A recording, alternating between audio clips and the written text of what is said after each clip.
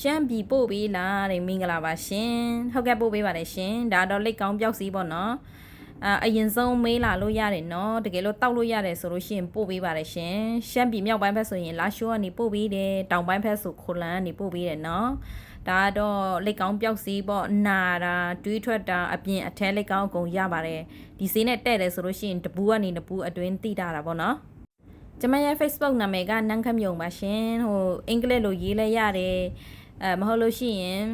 ရှမ်းလိုရေးလဲရရင်နော်လက်ကောင်းယောဂဖြစ်တယ်ဆိုလို့ရှိရင်တော့မနာဘူးဆိုတော့ဘာမှဖြစ်ပါဘူးเนาะနည်းနည်းလေးဆိုဒါပေမဲ့နာတယ်ဆိုလို့ရှိရင်တော့ကူးရမှာပေါ့เนาะတကယ်လို့နည်းနည်းဖြစ်လာတယ်ဆိုလို့ရှိရင်တော့မရှက်ဘူးဆိုရင်ဆရာဝန်စီတော့ပြပြီးတော့ဆေးတောက်လို့လည်းရတယ်ဒါပေမဲ့ဟိုအပြင်လက်ကောင်းအရန်ရှည်ပြီဆိုလို့ရှိရင်တော့ခွဲစိတ်ရမှာပေါ့เนาะဒီစီကိုတောက်ကြည့်ချင်တယ်ဆိုလို့ရှိရင်လည်း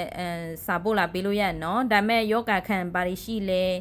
ဖြစ်တာဘယ်လောက်ကြာပြီလဲဘယ်လိုမျိုးအမျိုးအစားလက်ကောင်းဖြစ်တယ်လဲအဲ့လိုမျိုးအရင်ဆုံးဆွေးနွေးလို့ရတယ်နော်တောက်လို့ရတယ်ဆိုလို့ရှိရင်ကျမတို့ပို့ပေးပါရှင်တောက်လို့မရဘူးဆိုလို့ရှိရင်တော့အကောင်းဆုံးနီးလန်းကိုပြောပြပေးမှာပေါ့နော်ပတ်စံကုန်စရာမလိုတဲ့နီးတွေလည်းရှိပါတယ်ရှင်ဒါပေမဲ့အဲ့ဒါတော့ကိုဘ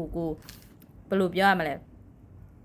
ကိုချစ်ရမှာပေါ့အရန်ချစ်ရမှာပေါ့ဘာဖြစ်လဲဆိုတော့အသားတွေတိတ်မစားရဘူး